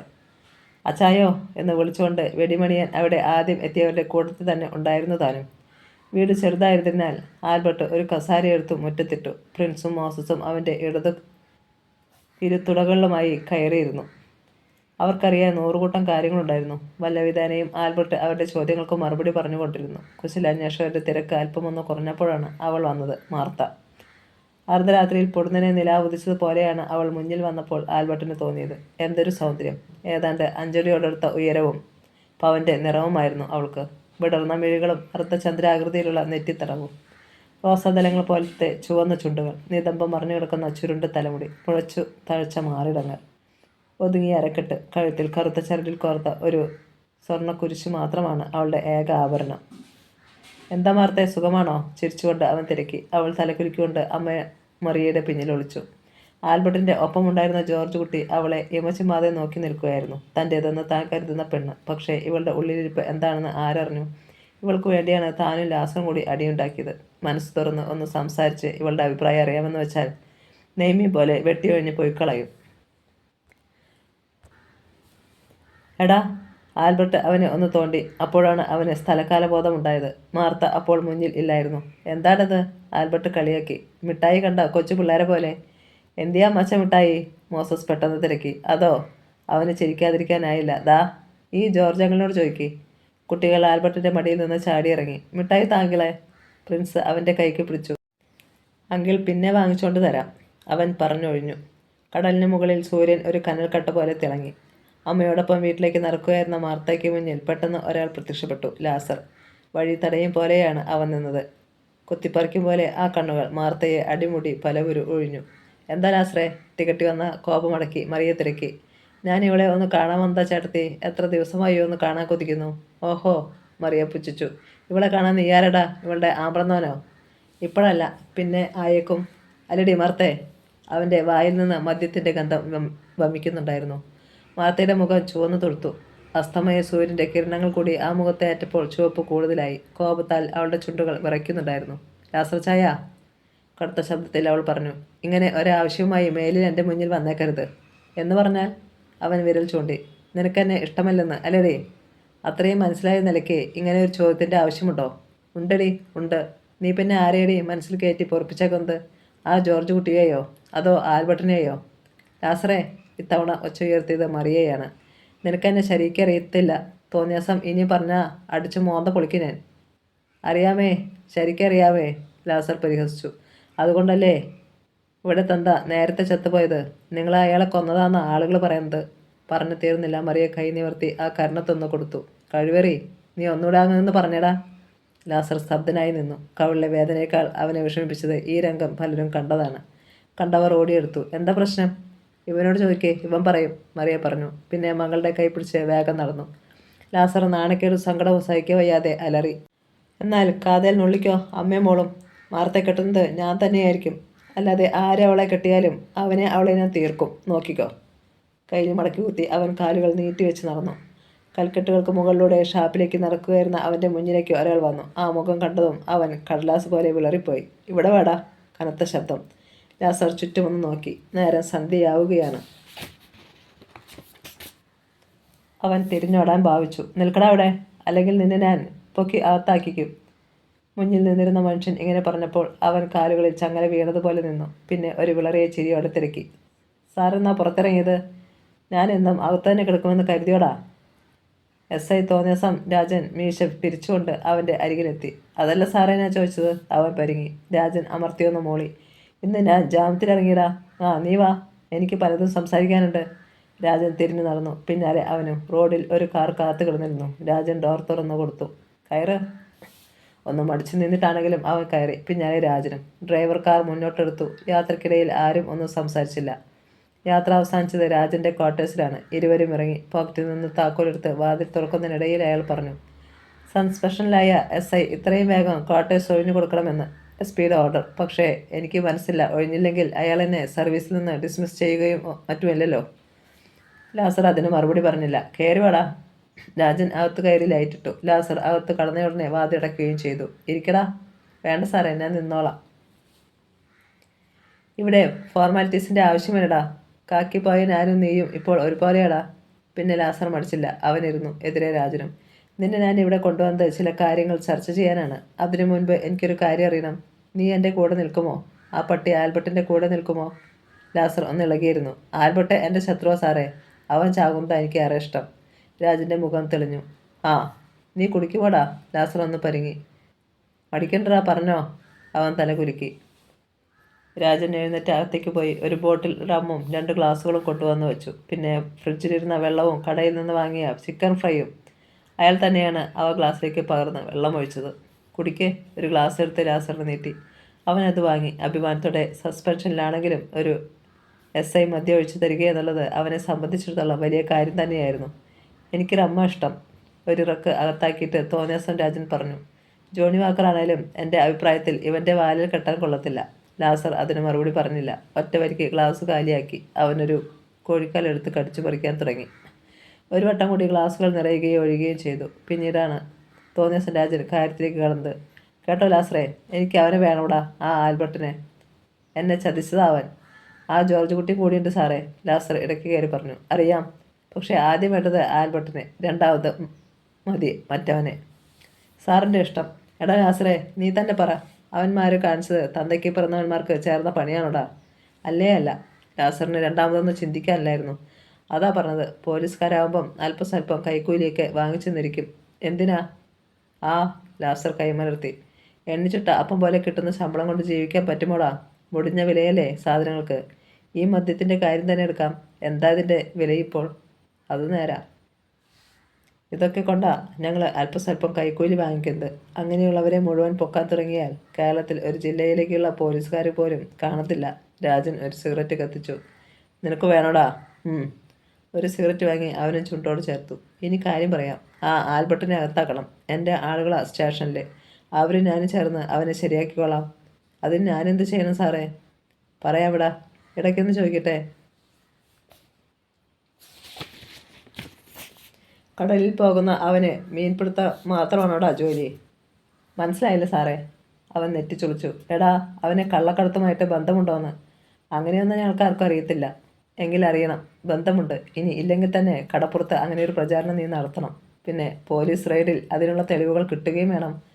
അക്കാര്യത്തിന് എനിക്ക് നിൻ്റെ സഹായം വേണ്ടത്. ഞാൻ എന്തിനൊരുക്കമാ സാറേ? എങ്കിൽ ഞാനൊരു സാധനം തരാം. അത് നീ ആൽബർട്ടിൻ്റെ വീട്ടുമുറ്റത്ത് കുഴിച്ചിടണം. പെട്ടെന്ന് ലാസർ ഓർത്തത് ഹെൻറി കൊടുത്ത ബാഗിനെ കുറിച്ചാണ്. അതുപോലെ ബോംബ് മറ്റോ ആണോ ഇതും? തൻ്റെ സംശയം അവൻ അയാളോട് തുറന്നു ചോദിച്ചു. ബോംബാണെങ്കിൽ മറ്റൊന്നും അറിയാതെ അവനങ്ങ് ചത്തുപോകത്തില്ലടാ. അങ്ങനെ ചാകരുത്. അവൻ മരിക്കുകയാണെങ്കിൽ അവൻ ഇഞ്ചിഞ്ചായിട്ട് മരിക്കണം. സാധനം എപ്പോൾ കിട്ടും? നാളെ രാത്രി. ഇന്ന് നമ്മൾ കാറിൽ കയറിയ സ്ഥലത്ത് നീ വന്നു നിൽക്കണം 10 മണിക്ക്. അപ്പോൾ സാധനം അങ്ങെത്തും. ഞാനിപ്പോൾ പോയിക്കോ. കാറ് മുറ്റത്തുണ്ട്. ഡ്രൈവർ നിന്നെ അവിടെ കൊണ്ടുവിടും. ലാസർ നിറഞ്ഞ മനസ്സോടെയാണ് മടങ്ങിയത്. പിറ്റേന്ന് ആൽബർട്ട് കടലിൽ പോകാൻ തുടങ്ങിയെങ്കിലും റോസമ്മയും ലിസിയും സമ്മതിച്ചില്ല. ഒരാഴ്ചയെങ്കിലും നിനക്ക് വിശ്രമം വേണമെന്നാ ഡോക്ടർ പറഞ്ഞിരിക്കുന്നത്. അത് കഴിഞ്ഞ് മതി കടലിൽ പോക്ക്. മാത്രമല്ല, ഇനി ഒറ്റയ്ക്കുള്ള പോക്ക് വേണ്ട. ആരിലോ 1-2 പേരെ കൂടി വെള്ളത്തിൽ കൊണ്ടുപോവുകയും വേണം, റോസമ്മ തീർത്ത് പറഞ്ഞു. കൊച്ചു വെള്ളമല്ല അമ്മച്ചി, അതിലെങ്ങനെയാ കൂടുതൽ പേര് പോകുന്നത്? അതൊക്കെ പിന്നെ തീരുമാനിക്കാം. ഒരു ചിരി കേട്ട് ആൽബർട്ട് തിരിഞ്ഞു നോക്കി. വാതിൽക്കൽ മാർത്ത പകുതി മറന്നു നിന്ന് അകത്തേക്ക് നോക്കി ചിരിക്കുകയാണവൾ. എന്താ പെണ്ണെ അവിടെ തന്നെ നിന്ന് കളഞ്ഞത്? കയറി വാടി, റോസമ്മ വിളിച്ചു. നാണത്തോടെ അവൾ കയറി വന്നു. കയ്യിലൊരു തൂക്കുപാത്രം ഉണ്ടായിരുന്നു. എന്താണ് ഈ പാത്രത്തിലെ? ആൽബർട്ടാണ് തിരക്കിയത്. ഇച്ചിരി താറാവിറച്ചിയാ. അവനെ ഒളിക്കണ്ണിട്ട് നോക്കിയിട്ട് അവൾ പറഞ്ഞു. അപ്പോൾ ആ കണ്ണുകളിൽ വല്ലാത്തൊരു തിളക്കമുണ്ടായിരുന്നു. അവൾ കൂട്ടിച്ചേർത്തു. അമ്മച്ചി പറഞ്ഞു ഇതിവിടെ കൊണ്ടുവന്ന് തരാൻ. അയ്യടാ, അപ്പോൾ നിനക്ക് ഇഷ്ടമില്ലാതെ കൊണ്ടുവന്നതാ അല്ലേ? എന്നാര് പറഞ്ഞു? അവൾ മുഖം വീർപ്പിച്ചു. നീങ്ങ് വന്നേടി. ലിസി പാത്രം വാങ്ങി. ഇറച്ചി താൻ ഞങ്ങൾക്ക്. പ്രിൻസും മോസസും ചാടിയും തുടങ്ങി. തരാം തരാം, ബഹളം വയ്ക്കേണ്ട പിള്ളേരെ, ലിസി മക്കളെ ശാസിച്ചു. ഞാൻ പോകുക. മാർത്ത പിന്തിരിഞ്ഞു. ലാസർ വഴിക്കൊന്നുമില്ലല്ലോ അല്ലേ? ആൽബർട്ട് ഗൗരവത്തിലായി. കണ്ടില്ല. നീ പേടിക്കണ്ട കേട്ടോ, ഞാൻ അവനെ കണ്ട് സംസാരിക്കുന്നുണ്ട്. അവൾ തലകുലുക്കി. പിന്നെ അറിയിച്ചു. അച്ചായനോട് അയാൾക്കിപ്പോൾ വലിയ ദേഷ്യമാ. ആൽബർട്ട് അമർത്തിയൊന്ന് മൂളി. അന്ന് രാത്രിയിൽ SI തോന്നിയ രാജൻ പറഞ്ഞ പ്രകാരം ലാസർ പോയി റോഡിൽ നിൽക്കുകയും കാറിൽ വന്നയാൾ അവനൊരു പൊതി കൈമാറുകയും ചെയ്തു. അർദ്ധരാത്രി കഴിഞ്ഞ നേരത്ത് ആരും കാണുന്നില്ലെന്ന് ഉറപ്പാക്കിയിട്ട് അവനത് ആൽബർട്ടിൻ്റെ വീട്ടുമുറ്റത്ത് കുഴിച്ചിട്ടു. പിറ്റേന്ന് വൈകിട്ട് 4 മണി കഴിഞ്ഞു കാണും. കടൽക്കരയിലേക്ക് 2 പോലീസ് ജീപ്പുകൾ പാഞ്ഞെത്തി. ആളുകളുടെ നെറ്റി ചുളിഞ്ഞു. റോഡിൽ പോലീസ് ജീപ്പുകൾ ബ്രേക്കിട്ടു. അതിൽ നിന്ന് ASI കാർത്തികേയൻ്റെ നേതൃത്വത്തിലുള്ള കാക്കിപ്പട ചാടിയിറങ്ങി. ആളുകൾ അവർക്ക് ചുറ്റും കൂടി. അവർ മുന്നോട്ട് നടന്നു. സംശയത്തോടെ ആളുകൾ പിന്നാലെയും. നിമിഷങ്ങൾക്കുള്ളിൽ അവർ ആൽബർട്ടിൻ്റെ വീട് വളഞ്ഞു. അകത്ത് കട്ടിലിൽ കിടക്കുകയായിരുന്ന ആൽബർട്ട് റോസമ്മയുടെ മോനെ എന്നുള്ള പരിഭ്രമം നിറഞ്ഞ ശബ്ദം കേട്ടാണ് ചാടി എഴുന്നേറ്റത്. അപ്പോഴേക്കും മുറ്റത്ത് കളിച്ചുകൊണ്ടിരിക്കുകയായിരുന്നു പ്രിൻസും മോസസും ഭയന്ന് അകത്തേക്ക് ഓടി വന്നു. എന്താ മക്കളെ? പക്ഷേ കുട്ടികൾ മിണ്ടിയില്ല. അവർ വിറയ്ക്കുന്നത് അവൻ കണ്ടു. ആൽബർട്ട് പുറത്തേക്ക് കുതിച്ചു. വീടിനു ചുറ്റും ഒരു വൃത്തത്തിൽ നിൽക്കുന്ന പോലീസിനെ അവൻ കണ്ടു. ആൽബർട്ടിൻ്റെ നെറ്റി ചുളിഞ്ഞു. കാർത്തികേയൻ മുന്നോട്ട് വന്നു. 4 കണ്ണുകൾ കോർത്തു വലിച്ചു. എന്താ സാറേ? ആൽബർട്ട് തിരക്കി. നീ കടലിൽ പോകുന്നത് മീൻ പിടിക്കാനോ സ്മഗ്ലിങ്ങിനോ? മീൻ പിടിക്കാൻ അല്ലെന്നാണല്ലോടാ ഞങ്ങൾക്ക് കിട്ടിയ വിവരം. അല്ലാതെ പിന്നെ എന്തിനാ? അതിപ്പോൾ തെളിയിക്കാമെടാ. കാർത്തികേയൻ തിരിഞ്ഞ് പോലീസുകാരെ നോക്കി. സെർച്ച് ഉത്തരവ് കിട്ടിയ പോലീസുകാർ മുന്നോട്ട് കുതിച്ചു. ഇര കണ്ട് കുതിക്കുന്ന ചെന്നായി കൂട്ടത്തെ പോലെയായിരുന്നു പോലീസ്. അവർ വീടിനുള്ളിലേക്ക് ഇരച്ചു കയറി. ലിസി വേഗം മക്കളെയും കൊണ്ട് പുറത്തു ചാടി. ആൽബർട്ടാകട്ടെ ASI കാർത്തികേയൻ്റെ മുഖത്ത് തന്നെ നോക്കി നിന്നു. അയാളുടെ ചുണ്ടുകളിൽ വിജയഭാവത്തിൽ ഒരു ചിരി തങ്ങി നിൽക്കുന്നുണ്ടായിരുന്നു. തൻ്റെ വീട്ടിൽ നിന്ന് പോലീസ് യാതൊന്നും കണ്ടെടുക്കാൻ കഴിയില്ലെന്ന ധൈര്യമുണ്ടായിരുന്നു ആൽബർട്ടിന്. കാര്യം എന്തെന്നറിയാതെയാണെങ്കിലും തുറയിലെ നല്ലൊരു വിഭാഗം ആളുകൾ അവിടെ തടിച്ചുകൂടി. ആ കൂട്ടത്തിൽ ലാസറും ഉണ്ടായിരുന്നു. ആൽബർട്ടിനെ അറസ്റ്റ് ചെയ്ത് കൊണ്ടുപോകുന്നത് കാണാൻ അവൻ്റെ ഹൃദയം തുടിച്ചു. എന്നാലും ഈ പോലീസുകാർക്ക് ഇതെന്തിൻ്റെ സൂക്കേടാ? അവർ അച്ഛൻ അടുത്ത് നിന്നിരുന്ന ചട്ടുകാരൻ കൊച്ചുകുട്ടിയോട് തിരക്കി. ചായക്കടയിൽ ആളുണ്ടായിട്ട് പോലും അതെല്ലാം മറന്ന് പോലീസുകാർക്ക് പിന്നാലെ ഓടി വരികയായിരുന്നു അയാൾ. മനുഷ്യൻ ജീവിക്കാൻ സമ്മതിക്കരുത്, അതാ ഇവന്മാരുടെ ഉദ്ദേശ്യം. നീരസമായിരുന്നു കൊച്ചുകുട്ടിയുടെ ശബ്ദത്തിലും. പോലീസുകാർ പുറത്തിറങ്ങി. ഒന്നും കിട്ടിയില്ല സാർ, SIയോട് പറഞ്ഞു. അങ്ങനെ വരാനിടയില്ലല്ലോ. നമുക്ക് കിട്ടിയ ഇൻഫർമേഷൻ ഒരിക്കലും തെറ്റാനിടയില്ല. പരിസരം കൂടി പരിശോധിക്കേ സാർ. പോലീസുകാർ മുറ്റവും പരിസരവും തിരഞ്ഞു തുടങ്ങി. എക്സൈസ് ഉദ്യോഗസ്ഥരെ പോലെ സംശയം തോന്നിയ സ്ഥലങ്ങളിലൊക്കെ അവർ ലാത്തികൊണ്ട് കുത്തിനോക്കി. ASIയും അവരോടൊപ്പം കൂടി. ഒരു പോലീസുകാരൻ ലാസർ പൊതി കുഴിച്ചിട്ടിരുന്ന ഭാഗത്തേക്ക് ചെന്നു. കൃത്യമായി അവിടെ തന്നെ കുത്തിനോക്കി. സാർ, ഇവിടെ എന്തുണ്ടെന്ന് തോന്നുന്നു, കിളച്ചു നോക്ക്. ഒരാൾ പിന്നാമ്പുറത്ത് നിന്ന് മൺവെട്ടി എടുത്തു കൊണ്ടുവന്ന് മണ്ണ് മാന്താൻ തുടങ്ങി. റോസമ്മയും ലിസിയും ആൽബർട്ടിനെ നോക്കി. അവൻ്റെ നെറ്റി ചുളിഞ്ഞു. ലാസറിൻ്റെ കണ്ണുകളിൽ സന്തോഷം തിരതല്ലി. വിവരം കേട്ടറിഞ്ഞ് ഇക്ബാൽ മുതലാളിയും ജോർജ് കുട്ടിയും ഓടി വന്നു. എന്താണ് ആൽബർട്ടെ? കിതപ്പോടെ ഇക്ബാൽ മുതലാളി തിരക്കി. എനിക്കറിയില്ല, ഈ പോലീസുകാരെ ഏതാണ്ട് രഹസ്യം തുറന്നെടുക്കുക. അത് കേട്ട് കാർത്തികേയൻ അണപ്പല്ലുകൾ കടിച്ചമർത്തി. മണ്ണ് നീക്കിക്കൊണ്ടിരുന്ന പോലീസുകാർ ഒരു പ്ലാസ്റ്റിക് കവർ കണ്ടു. സാർ, ഇതിനുള്ളിൽ എന്തോ ഉണ്ട്. വിജയഭാവത്തിൽ ആൽബർട്ടിനെ ഒന്ന് നോക്കിയിട്ട് കാർത്തികേയൻ മുന്നോട്ട് ചെന്നു. പോലീസുകാർ ഒരു പ്ലാസ്റ്റിക് കവർ വലിച്ചുയർത്തി. കാർത്തികേയൻ വിജയഭാവത്തിൽ ആൽബർട്ടിനെ നോക്കി. അവൻ്റെ തല കുനിഞ്ഞു. കാണികൾ എന്തൊക്കെയോ പരസ്പരം നോക്കി പിറുപിറുത്തു. അപ്പോൾ കാർത്തികേയൻ്റെ ശബ്ദം ഉയർന്നു. തുറയിലെ നിങ്ങളുടെ നേതാവായ ഈ ആൽബർട്ട് ആരാണെന്ന് ഇപ്പോൾ മനസ്സിലാക്കി തരാൻ ഞാൻ. നിങ്ങളെയെല്ലാം വഞ്ചിച്ച് ഇത്രയും കാലം ഇവൻ ഇവിടെ കഴിഞ്ഞു. ഈ കവറിനുള്ളിൽ എന്താണെന്ന് കണ്ടു കഴിയുമ്പോൾ ഇവനെ എന്ത് ചെയ്യണമെന്ന് നിങ്ങൾക്ക് തന്നെ തീരുമാനിക്കാം. ആളുകളൊന്നും മിണ്ടിയില്ല. കനത്ത നിശബ്ദതയിലേക്ക് തിരമാലകളുടെ ഹുങ്കാരം മാത്രം ചിതറി വീണു. ലിസി കുഞ്ഞുങ്ങളെ ചേർത്ത് പിടിച്ചു. റോസമ്മ തളർച്ചയോടെ ഒരു തെങ്ങിലേക്ക് ചാരി.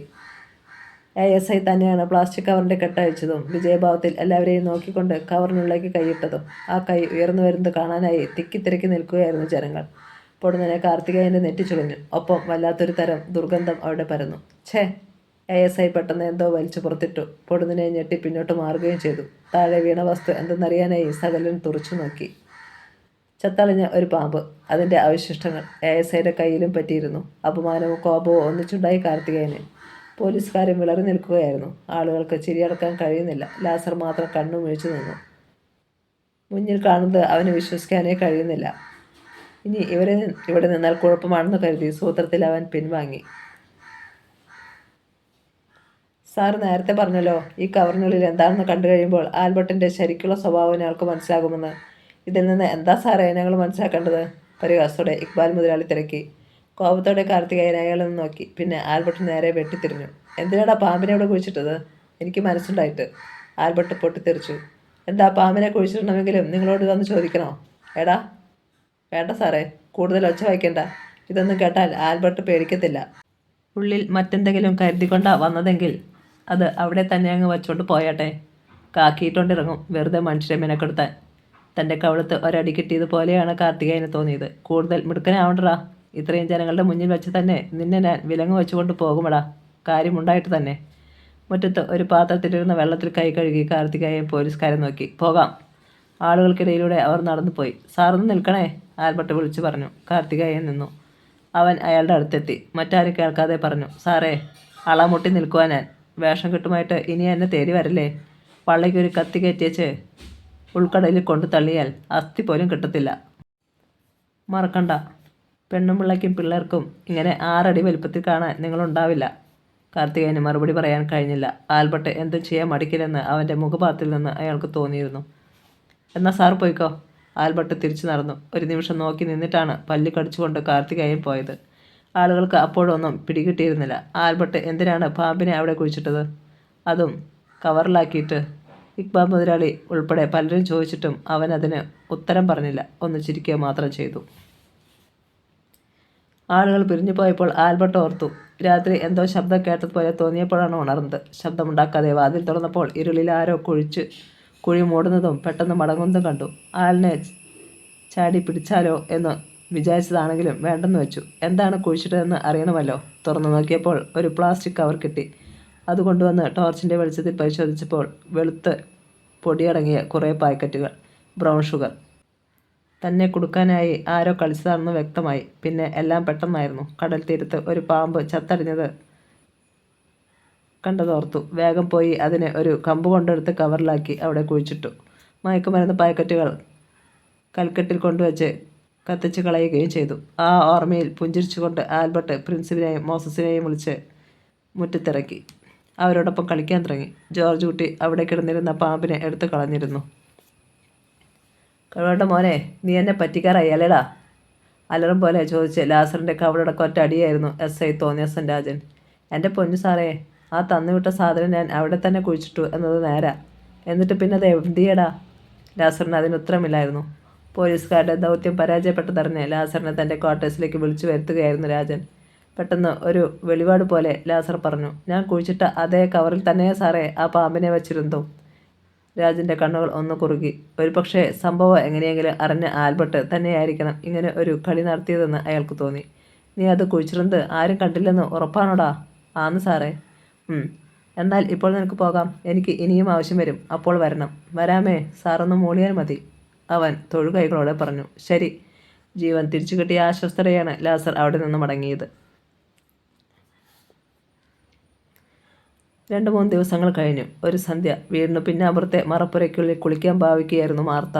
നെഞ്ചിലൊരു തുവർത്ത് ചുറ്റിക്കൊണ്ട് അവൾ ഒരു പാത്രത്തിൽ വെള്ളമെടുത്ത് ശരീരത്തിലേക്ക് ഒഴിച്ചതേയുള്ളൂ. പെട്ടെന്ന് പിന്നിലൂടെ വന്ന ബലമേറിയ ഒരു കൈ അവളുടെ വായ്ക്ക് മുകളിൽ അമർന്നു. അടുത്ത കൈ അവളെ ചുറ്റി വരിഞ്ഞ് ഒരു ശരീരത്തോട് ചേർത്തു. മാർത്തയ്ക്ക് നിലവിളിക്കാനോ ചലിക്കാനോ കഴിഞ്ഞില്ല. അവൾ മറപ്പുരയ്ക്കുള്ളിൽ നിന്ന് പുറത്തേക്ക് വലിച്ചിഴക്കപ്പെട്ടു. പൂഴിമണലിലൂടെ വലിയുന്നതിനിടയിൽ മാർത്ത കാലുകൾ നിലത്ത് കുത്തി കുതറാൻ ശ്രമിച്ചുകൊണ്ടിരുന്നു. പക്ഷേ ഉരുക്കുപൂട്ട് വീണതുപോലെയുള്ള ആ പിടി അല്പം പോലും അയഞ്ഞില്ല. മദ്യത്തിൻ്റെ രൂക്ഷഗന്ധം അവൾക്ക് അനുഭവപ്പെടുന്നുണ്ടായിരുന്നു. ചാഞ്ഞു നിന്നിരുന്ന തെങ്ങുകൾക്കും വേലികൾക്കും ഇടയിലൂടെ അവളെ വലിച്ചുകൊണ്ട് പോവുകയായിരുന്നതിനാൽ അതാരും കണ്ടുമില്ല. മാർത്തയ്ക്ക് ശ്വാസം മുട്ടി. നെഞ്ചിൽ ചുറ്റിയിരുന്ന തുവർത്ത് അഴിഞ്ഞു വീണതും നഗ്നയായതും അവൾ അറിഞ്ഞില്ല.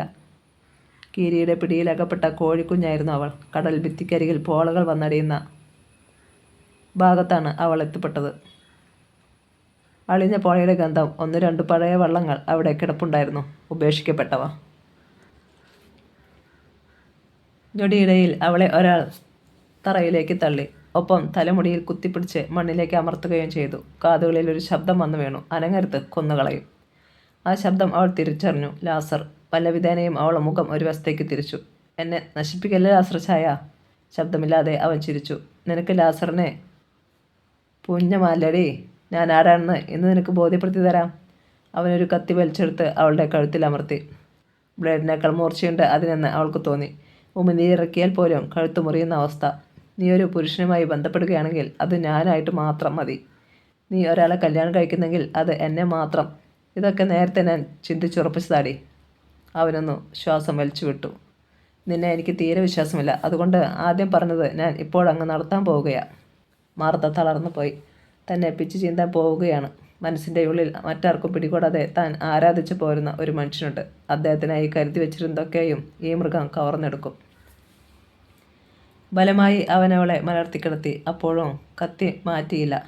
മങ്ങിയ നാട്ടുവെളിച്ചത്തിൽ പൂഴി പറ്റിയ അവളുടെ മേനി വടുവുകളിലേക്ക് അവൻ ആർത്തിയോടെ നോക്കി. മാർത്ത കൈകൾ കൊണ്ട് നഗ്നത മറയ്ക്കാൻ ശ്രമിച്ചു. മാറ്റിടി കൈ. കത്തി കഴുത്തിൽ ഒന്നുകൂടി അമർന്നപ്പോൾ അവൾക്ക് അനുസരിക്കാതെ നിവൃത്തിയില്ലായിരുന്നു.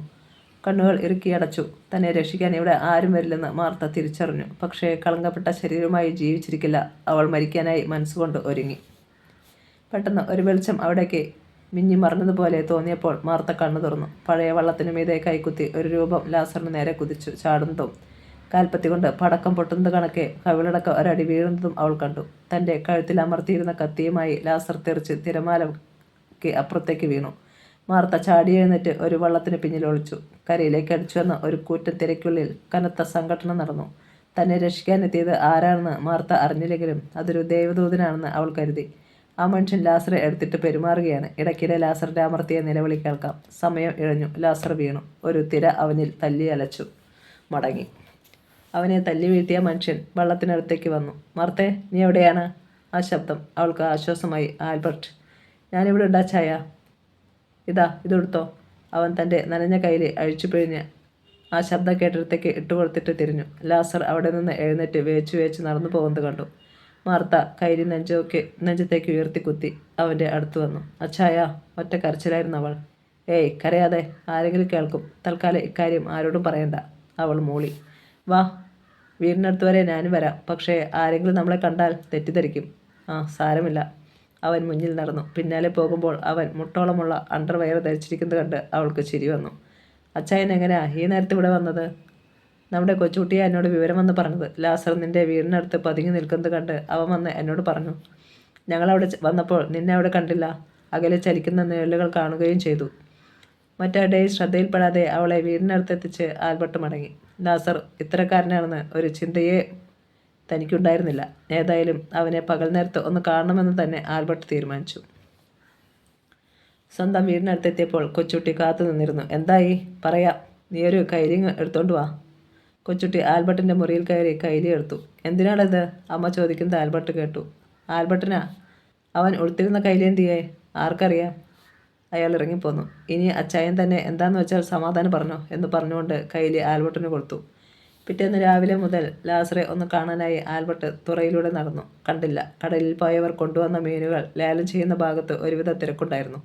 പതിവുകാരെല്ലാം ഇക്ബാൽ മുതലാളിക്കാണ് മീൻ കൊടുത്തത്. അല്ലാതെ കുറേ പേരുണ്ട്. ചാളയും അയലയുമായിരുന്നു അന്ന് കൂടുതൽ. ബോട്ടിൽ പോയ ചിലർക്ക് മുള്ളൻ വാളയും കിട്ടിയിട്ടുണ്ട്. ആൽബർട്ട് എല്ലാം കണ്ടു നടന്നു. ഇക്ബാൽ മുതലാളി തിരക്കി. എന്താടാ, കടലിൽ പോകാൻ പറ്റാഞ്ഞിട്ടാണോ നിന്റെ മുഖത്തൊരു തെളിച്ചമില്ലാത്തത്? അവൻ ചിരിച്ചു.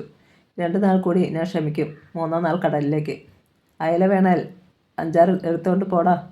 വേണ്ട മുതലാളി. അതെന്താ, അച്ചായൻ മീൻ കൂട്ടുന്നത് നിർത്തിയോ? കേട്ടുനിന്ന മത്സ്യത്തൊഴിലാളികൾ തിരക്കി. അതൊന്നുമല്ല. ലേലം അവസാനിക്കാറായപ്പോഴാണ് അവൻ മടങ്ങിയത്. അകലെ ചന്തകളിലേക്ക് പോകേണ്ട ടെമ്പോകൾ മീൻ കയറ്റിക്കൊണ്ട് പൊടിപ്പറത്തി പാഞ്ഞുപോയി. അന്നും പിറ്റേന്നും ആൽബർട്ട് ലാസറെ നോക്കിയെങ്കിലും കണ്ടില്ല. തലേന്നത്തെ പ്രശ്നത്തിൽ അവൻ മാറി നിൽക്കുകയായിരിക്കുമെന്ന് ആൽബർട്ടിന് തോന്നി. എന്നാൽ 3-ാം ദിവസം ഉച്ച കഴിഞ്ഞപ്പോൾ ലാസർ ആൽബർട്ടിൻ്റെ മുന്നിൽ തന്നെ അബദ്ധത്തിലാണെങ്കിലും വന്നുപെട്ടു. ആൽബർട്ടിനെ കണ്ടതും അവൻ ഒഴിഞ്ഞു മാറിപ്പോകാൻ ശ്രമം നടത്തി. നിൽക്കടാ ഇവിടെ. ആൽബർട്ടിൻ്റെ ശബ്ദത്തെ ധിക്കരിക്കാൻ അവന് കഴിഞ്ഞില്ല. ആൽബർട്ട് ശബ്ദം താഴ്ത്തിയാണ് അവനോട് സംസാരിച്ചത്. ലാസറേ, കഴിഞ്ഞതൊക്കെ കഴിഞ്ഞു. തൽക്കാലം തുറയിൽ ആരും ഒന്നും അറിഞ്ഞിട്ടുമില്ല. പക്ഷേ ഇനി മാർത്തയുടെ എന്തെങ്കിലും ചെറ്റത്തരത്തിന് മുതിർന്നാൽ ഈ തുറയിലെ ആളുകളെ സാക്ഷി നിർത്തി നിന്നെ നഗ്നനാക്കി തരണ്ടിവാലിനടിക്കും. അറിയാമല്ലോ, ഞാൻ പറഞ്ഞാൽ പറഞ്ഞതാ. അവൻ രോഷം കടിച്ചമർത്തി നിൽക്കുകയായിരുന്നെങ്കിലും മറുപടി ഒന്നും പറഞ്ഞില്ല. പോയിക്കോടാ. ലാസർ പെട്ടെന്ന് നടന്നു. പിന്നീട് രാത്രിയിൽ കടലിൽ പോകുന്നതിനുള്ള ഒരുക്കങ്ങളായിരുന്നു ആൽബർട്ട്. സന്ധ്യയുടെ റോസമ്മ കൊടുത്ത ചോറുപൊതിയും വെള്ളവും റാന്തൽ വിളക്കും ചൂണ്ടയിടാൻ ആവശ്യമായ സാധനങ്ങളും തുഴയുമെല്ലാമായി അവൻ വെള്ളത്തിനടുത്തെത്തി. നാളെ ഒരു കൊമ്പനെ പ്രതീക്ഷിക്കാമോ അച്ചായ? ചട്ടുകാലം കൊച്ചുട്ടി തിരക്കി. നീ പ്രാർത്ഥിച്ചോടാ, പറ്റിയാൽ നടന്നേക്കും. സാധനങ്ങളൊക്കെ വള്ളത്തിൽ വെച്ച് തള്ളിയിറക്കി. പിന്നെ അതിൽ ചാടിക്കയറി. തിരയിൽ ഉയർന്നും താണും അത് മുന്നോട്ട് പോയി. കണ്ണിൽ നിന്ന് മറയുന്നതുവരെ കൊച്ചുട്ടി നോക്കി നിന്നു. കടലിൽ പോകണമെന്നും മീൻ പിടിക്കണമെന്നുമുണ്ട് അയാൾക്ക്. പക്ഷേ അംഗഹീനനായി താൻ എങ്ങനെയെങ്കിലും കടലിൽ പെട്ടുപോയാൽ രക്ഷപ്പെടാനാവില്ലെന്നാണ് ആളുകൾ പറയുന്നത്. കൊച്ചുട്ടി ദീർഘമായി ഒന്ന് നിശ്വസിച്ചു. പകൽ പോയി. ഉൾക്കടലിൽ എത്തിക്കഴിഞ്ഞിരുന്നു ആൽബർട്ട്. കാറും കോളുമില്ലാത്ത ആകാശം, ശാന്തമായ കടൽ. അവൻ ചൂണ്ടകളിൽ ഇര കോർത്ത് എറിഞ്ഞിട്ട് ഒരു ബീഡി കത്തിച്ചു. അകലെ മീൻപിടുത്തക്കാരുടെ കപ്പലിൻ്റെ വെളിച്ചം കണ്ടു. സമയം കടന്നുപോയി. ഒറ്റ മീൻ പോലും കൊത്തിയിട്ടില്ല. അവന് നിരാശ തോന്നി. അർദ്ധരാത്രി കഴിഞ്ഞിട്ടുണ്ടാവും. പെട്ടെന്ന് ചൂണ്ടയുടെ തടയൊന്ന് ചലിച്ചു. ആൽബർട്ടിൻ്റെ ശ്രദ്ധ അതിലേക്കായി. ചൂണ്ടക്കയർ ശക്തിയായി വലിഞ്ഞു. വള്ളം വല്ലാതെ ആടി ഉലഞ്ഞു. ആൽബർട്ട് നടുങ്ങിപ്പോയി. വള്ളത്തിൽ വെച്ചിരുന്ന റാന്തൽ വിളക്കുയർത്തി കടലിലേക്ക് നോക്കാൻ ഭാവിക്കുകയായിരുന്നു ആൽബർട്ട്. പക്ഷേ അതിന് തൊട്ടു മുമ്പാണ് വള്ളം ശക്തമായി ഉലഞ്ഞത്. അതോടെ വള്ളപ്പടിയിൽ നിന്ന് റാന്തൽ വിളക്ക് കടലിലേക്ക് തെറിച്ചുപോയി. ഒരു നിമിഷം വള്ളം ഒന്ന് വട്ടം കറങ്ങി. താഴെ വീഴാതിരിക്കാൻ അവൻ വള്ളപ്പടിയിൽ മുറുകെ പിടിച്ചു. പൊടുന്നനെ ഒരു ഓലക്കെട്ട് പോലെ എന്തോ വെള്ളത്തിൽ ഉയർന്നു മറിയുന്നതും വെള്ളം ഇരുഭാഗത്തേക്കും തെറിക്കുന്നതും അവൻ കണ്ടു. അടുത്ത നിമിഷം വള്ളത്തിൻ്റെ മറുപുറത്തും അതുപോലെ എന്തോ മറിഞ്ഞ് വള്ളം പൊങ്ങിത്തെറിച്ചു. ചൂണ്ടക്കയറുകൾ വള്ളത്തിൻ്റെ ഇരുഭാഗത്തേക്കും വലിയുകയാണ്. ചോര മരവിക്കുന്നത് പോലെ തോന്നി ആൽബർട്ടിന്. കയറുകൾ കെട്ടിയിരിക്കുന്ന വള്ളപ്പടികൾ അടർന്നു പോകുമെന്ന് പോലും അവൻ ഭയന്നു. എങ്കിൽ വള്ളം ചിതറിപ്പോയത് തന്നെ. ചൂണ്ടകളിൽ കുരുങ്ങിയിരിക്കുന്നത് കൊമ്പൻ സ്രാവാണ്. 1 അല്ല 2 എണ്ണം. അതോ കൊച്ചിയിൽ നിന്ന് കടലിൽ പോയിട്ടുള്ളവർ ഇന്നുവരെ കണ്ടിട്ടില്ലാത്ത വലിപ്പമുള്ളവ. വിട്ടു കളയുന്നതാണ് ബുദ്ധി. ഒരെണ്ണമേ ഉള്ളുവെങ്കിൽ വള്ളവും വലിച്ചുകൊണ്ട് പോയേനെ. പക്ഷേ ഇത് 2 എണ്ണം 2 ദിശകളിലേക്ക് വലിക്കുന്നതിനാൽ വള്ളം വട്ടം കറങ്ങുകയും ചെരിയാൻ ഭാവിക്കുകയും ചെയ്യുന്നു. കൂർത്ത വളഞ്ഞ കമ്പി എടുത്തുകൊണ്ട് ആൽബർട്ട് കരുതിയിരുന്നു. ഇതിനിടെ സ്രാവുകൾ രണ്ടും ഒരേ ദിശയിൽ വന്നെന്ന് തോന്നുന്നു. അസ്ത്രം പോലെ വള്ളം മുന്നോട്ട് പാഞ്ഞു. തെറിച്ചു കടലിൽ പോകാതിരിക്കാനായി അവൻ വെള്ളത്തിനടുത്തിരുന്ന് പടിയിൽ മുറുകെ പിടിച്ചു. സ്രാവുകൾ ആഴത്തിലേക്ക് ഓടിയിട്ട് പോയാൽ അപകടമാണ്. വള്ളം മുങ്ങിയേക്കും. കാരണം ഏതാണ്ട് വള്ളത്തോളം തന്നെ വലിപ്പമുണ്ട് ആ സ്രാവുകൾക്ക്. എത്ര ദൂരം പോയെന്നോ ഏത് ദിശയിലേക്കാണ് പോയതെന്നോ യാതൊരു നിശ്ചയവുമില്ല ആൽബർട്ടിന്. സമയം കടന്നു പോകുന്തോറും ഒരു കാര്യത്തിൽ അവന് ഉറപ്പുണ്ടായിരുന്നു. ഇനി വള്ളം മറിക്കാനോ ചൂണ്ടക്കയർ പൊട്ടിക്കാനോ ഉള്ള കരുത്ത് അവയ്ക്കുണ്ടാവില്ല. ക്ഷീണിച്ചു കാണും. പക്ഷേ അല്പം കഴിഞ്ഞപ്പോൾ വള്ളത്തിൻ്റെ വേഗത ഒന്ന് കുറഞ്ഞു. ആൽബർട്ട് ആശ്വസിക്കാൻ ഭാവിച്ചതും മുന്നിൽ വെള്ളം ഇളകി. ചൂണ്ടക്കയറിൽ കുരുങ്ങിയ വായുമായി ഒരു സ്രാവ് ഉയർന്നു വന്നു. അവൻ്റെ തലയ്ക്ക് മീതെ അത് കുതിച്ചു ചാടി അപ്പുറം മറഞ്ഞു. ആൽബർട്ട് കമ്പി ആഞ്ഞു വീശി. പക്ഷെ കൊണ്ടില്ല. സ്രാവിൻ്റെ ചാട്ടത്തിൽ വെള്ളം ഒരു വശത്തേക്ക് ചരിഞ്ഞു. അപ്പോൾ ആൽബർട്ട് മിന്നായം പോലെ രണ്ടാമത്തെ സ്രാവിനെയും കണ്ടു. പിറ്റേന്ന് നേരം ഉച്ചയായി. കടലിൽ തലേന്ന് പോയവരൊക്കെ മടങ്ങി വന്നു കഴിഞ്ഞു. വെളുപ്പിന് പോയവരിൽ ചിലരും എത്തിക്കഴിഞ്ഞു. എന്നാൽ ഒരാൾ മാത്രം എത്തിയില്ല. ആൽബർട്ട്. വാർത്തത്തുറയിൽ വ്യാപിച്ചു. കടലിൽ പോയ ആരും അവനെ കണ്ടിട്ടുമില്ല. എൻ്റെ കർത്താവേ, അവന് കുഴപ്പമൊന്നും ഉണ്ടാകാതിരുന്നാൽ മതിയായിരുന്നു. ചട്ടുകാലൻ കൊച്ചുട്ടി ആരോടൊന്നില്ലാതെ പറഞ്ഞു. ഇക്ബാൽ മുതലാളി കടലിലേക്ക് നോക്കി നിൽക്കുകയായിരുന്നു. ആൽബർട്ടിനെ കൊല്ലാൻ ആരൊക്കെയോ തക്കം പാർത്ത് നടക്കുന്നുണ്ട്. അവരെങ്ങാനും കടലിൽ എത്തിയിട്ടുണ്ടാകുമോ? തൻ്റെ സംശയം അയാൾ ജോർജ് കുട്ടിയോടും പറഞ്ഞു. അതോടെ അവനും സംശയമായി തുടങ്ങി. വാർത്ത അറിഞ്ഞവർ തീരത്തേക്ക് വന്നുകൊണ്ടിരുന്നു. നെറ്റിക്ക് മുകളിൽ കൈവച്ച് ഏവരും നോക്കുന്നത് കടലിലേക്കാണ്. ഒരു പൊട്ടുപോലെ ആൽബർട്ടിൻ്റെ വള്ളം കാണുന്നുണ്ടോ? പക്ഷേ ഒരിടത്തും കണ്ടില്ല. കുറച്ചുകൂടി കഴിഞ്ഞപ്പോൾ നിലവിളിച്ചുകൊണ്ട് റോസമ്മയും ലിസിയും മക്കളും അങ്ങോട്ട് വന്നു. അമ്മയും വല്യമ്മച്ചിയും കരയുന്നത് കണ്ട് കാരണമറിയാതെയാണ് പ്രിൻസിൻ്റെയും മോസസിൻ്റെയും നിലവിളി. എടാ ജോർജേ, എന്തിയാടാ എൻ്റെ മോൻ? അലമുറിയിട്ടുകൊണ്ട് റോസമ്മ ജോർജ് കുട്ടിയുടെ ഷർട്ടിൽ കുത്തിപ്പിടിച്ച് കുലുക്കി. ഒന്ന് കടലിൽ പോയി നോക്കടാ. ലിസി മക്കളെ ചേർത്ത് പിടിച്ചുകൊണ്ട് വിങ്ങിപ്പൊട്ടുന്ന മട്ടിൽ കടലിലേക്ക് നോക്കി നിൽക്കുകയാണ്. ഇക്ബാൽ മുതലാളി റോസമ്മയെ ആശ്വസിപ്പിക്കാൻ ശ്രമിച്ചു. കരയേണ്ട റോസമ്മേ, ആൽബർട്ടിനൊന്നും സംഭവിക്കില്ല. അവനിങ്ങ് വരും. എനിക്കറിയാം. കടലമ്മ ഒരിക്കലും അവനെ ചതിക്കത്തില്ല. പക്ഷേ റോസമ്മ അടങ്ങിയില്ല. മറിയയും മകൾ മാർത്തയും വന്ന് വിഷ്ണുയായി അവിടെ നിൽപ്പുണ്ടായിരുന്നു. ജോർജ് കുട്ടി ഏതാനും ചെറുപ്പക്കാരെ വിളിച്ചുകൂട്ടി. നമുക്കൊന്ന് പോയി ധരഞ്ഞാലോ? ഞങ്ങൾ തയ്യാറാ. അവർക്ക് രണ്ടാമതൊന്നും കൂടി ചിന്തിക്കാനേ ഉണ്ടായിരുന്നില്ല. ഏതായാലും നമുക്ക് കുറച്ച് നേരം കൂടി കാക്കാം, ഇക്ബാൽ മുതലാളി പറഞ്ഞു. അല്ലെങ്കിൽ ഞാനും വരുന്നുണ്ട് നിങ്ങളുടെ കൂടെ കടലിലേക്ക്. ആ അഭിപ്രായം അംഗീകരിക്കപ്പെട്ടു. ഒരുപാട് വർഷങ്ങളായി ഇക്ബാൽ മുതലാളി കടലിൽ പോയിട്ട്. ആദ്യകാലത്ത് മിടുമിടുക്കനായ ചൂണ്ടക്കാരനായിരുന്നു ഇക്ബാൽ. ഒരു ചൂണ്ടയിൽ കുരുങ്ങിയ കൊമ്പന് പിന്നാലെ പായവേ തെറിച്ച് താഴെ വെള്ളത്തിൽ പതിച്ചു. മറ്റൊരു കൊമ്പൻ അയാളുടെ കാലിൽ കടിച്ചു. ഭാഗ്യം കൂടെയുണ്ടായിരുന്നതിനാൽ കൊമ്പന് അയാളെ വെള്ളത്തിനടിയിലേക്ക് കൊണ്ടുപോകാൻ പറ്റിയില്ല. ഈ കാഴ്ച കാണുന്നുണ്ടായിരുന്ന ബോട്ടുകാർ തക്ക സമയത്ത് കുതിച്ചെത്തിയതിനാൽ രക്ഷപ്പെട്ടു. കൊമ്പൻ സ്രാവുകൾ അത്രമാത്രം അപകടകാരികളാണ്. മനുഷ്യരക്തത്തിൻ്റെ മണം വെള്ളത്തിൽ എവിടെയെങ്കിലും ഉണ്ടായാൽ മതി അവ പാഞ്ഞെത്താൻ. എന്തായാലും ആ സംഭവത്തിന് ശേഷം അയാൾ കടലിൽ പോയിട്ടില്ല.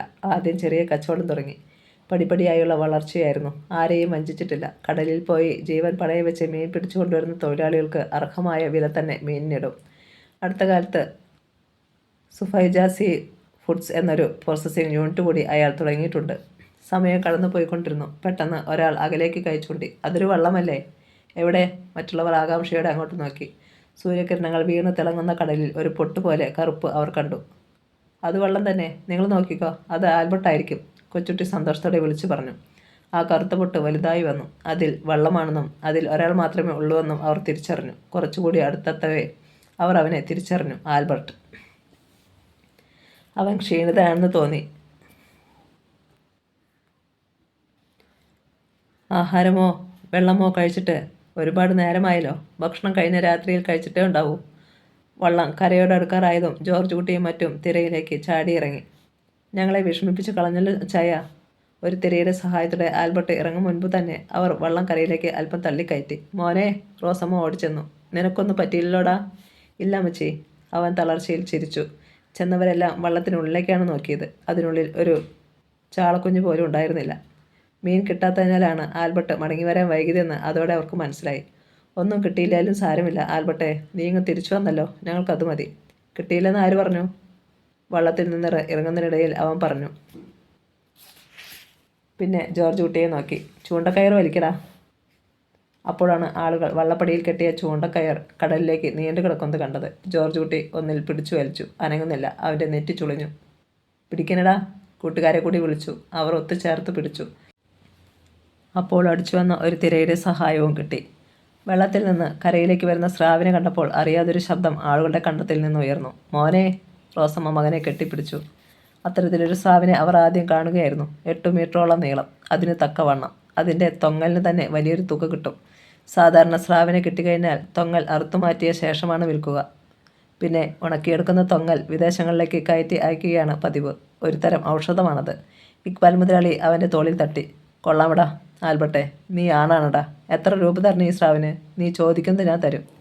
ഞാൻ ആശുപത്രി കിടന്നപ്പോൾ മുതലാളിക്ക് ഒത്തിരി കാശ് ചിലവായില്ലേ? ആ കൂട്ടത്തിൽ ഇത്രയും കിട്ടാമല്ലോ. അവൻ ചിരിച്ചു. അത് വേറെ ഇത് വേറെ. ഈ കൊമ്പൻ്റെ വില പറഞ്ഞേ. പറയാം, അടുത്തതുകൂടി ഒന്ന് വലിച്ചു കയറ്റട്ടെ. അവൻ്റെ വാക്കുകൾ കേട്ട സകലരുടെയും കണ്ണ് തള്ളി. ഇനിയും സ്രാവോ? അപ്പോഴേക്കും ജോർജ് കുട്ടിയും സംഘവും രണ്ടാമത്തെ ചൂണ്ടക്കയറും വലിക്കാൻ തുടങ്ങിയിരുന്നു. ആർക്കും വിശ്വസിക്കാനാവുന്നില്ല. ആദ്യത്തേതിൻ്റെ അത്രയും തന്നെ വലിപ്പം തോന്നിക്കുന്ന മറ്റൊരു സ്രാവ് കൂടി. ഇരട്ടപ്പെട്ടതാണെന്നേ തോന്നും. സന്തോഷം അടക്കാനാവാതെ ആളുകൾ ആൽബർട്ടിനെ എടുത്ത് പൊക്കി. ആൽബർട്ടച്ചായ കീ ജയ്, മറ്റൊരു കൂട്ടർ ഏറ്റുവിളിച്ചു. 2 സ്രാവുകളെയും ഇക്ബാൽ വാങ്ങി. അതിനിടെ വിവരമറിഞ്ഞെത്തിയ പത്രക്കാരും ടി വിക്കാരും വന്ന ചിത്രങ്ങളെടുത്തു. ആൽബർട്ടിൻ്റെയും സ്രാവുകളുടെയും 25,000 രൂപയാണ് ഇക്ബാൽ മുതലാളി ആൽബർട്ടിന് കൊടുത്തത്. അന്ന് തുറയിൽ ഉത്സവത്തിൻ്റെ പ്രതീതിയായിരുന്നു. എന്നാൽ അതിനിടയിൽ ഒരു മനുഷ്യൻ എല്ലാം ശ്രദ്ധയോടെ നോക്കിക്കാണുകയും ആളുകളെ പഠിക്കുകയും ചെയ്യുകയായിരുന്നു. വിൽഫ്രഡ്, അങ്കിൾ ഫ്രെഡി വാടകയ്ക്കെടുത്ത രണ്ടാമത്തെ കൊലയാളി. കൊച്ചി മറൈൻ ഡ്രൈവിംഗ് എതിരെയുള്ള ബാറിൽ നല്ല തിരക്കായിരുന്നു. ഭരണപക്ഷത്തെ ഒരു ഗ്രൂപ്പിൻ്റെ സമ്മേളനം അവിടെ നടന്നു കഴിഞ്ഞതേയുള്ളൂ. അതിൻ്റെ തിരക്കാണ്. വെയിറ്റർമാർക്ക് മദ്യം സപ്ലൈ ചെയ്യാനുള്ള നേരം പോലും കിട്ടുന്നില്ല. കസേരകളിലൊന്നും ഒഴിവില്ല. ഒരു ടേബിളിന് മുന്നിലെ 4 കസേരകളിൽ 4 ദേശക്കാരാവും. ഒന്നിച്ച് വരുന്നവർക്ക് ഒന്നിച്ചിരിക്കാനുള്ള സൗകര്യം കിട്ടുന്നില്ല. കഴിയുന്ന കസേരകളിലേക്ക് ആരെങ്കിലും ഒരാൾ അടുത്ത നിമിഷം ഇരുന്നു കഴിഞ്ഞിരിക്കും. അങ്ങനെ അപരിചിതരായ 3 പേരുടെ കൂടെ ഇരുന്നു കൊണ്ട് വിസ്കി ഗ്ലാസിൽ പകർന്ന് സാവധാനം അകത്താക്കുകയായിരുന്നു വിൽഫ്രഡ്. അയാളുടെ മനസ്സിൽ തെളിഞ്ഞു നിന്നിരുന്നത് ആൽബർട്ടിൻ്റെ മുഖമായിരുന്നു. 2 വമ്പൻ സ്രാവുകളെ ഒറ്റയ്ക്ക് ചൂണ്ടയിൽ പിടിച്ചു കൊണ്ടുവന്നവൻ. അതിൽ നിന്ന് തന്നെ അവൻ്റെ അസാമാന്യമായ ധൈര്യം ഊഹിക്കാവുന്നതേയുള്ളൂ. പിന്നെ തുറയിലെ ജനങ്ങൾക്കിടയിൽ അവനുള്ള മതിപ്പ്. വളരെ സൂക്ഷിച്ച് അവനെ വേട്ടയാടാവൂ. ആർക്കും യാതൊരു സംശയത്തിനും ഇട കൊടുക്കുകയും അരുത്. അവൻ്റെ കുടുംബത്തിലുള്ള സകലതിനെയും കൊലപ്പെടുത്താതെ താൻ ഇനി കൊച്ചിയിൽ നിന്നും മടങ്ങില്ല. അതൊരു തീരുമാനമായിരുന്നു. ആരും അറിയാതെ എങ്ങനെ കൊലപാതകങ്ങൾ നടത്താമെന്നും അയാൾ ചിന്തിച്ചുറപ്പിച്ചിരുന്നു.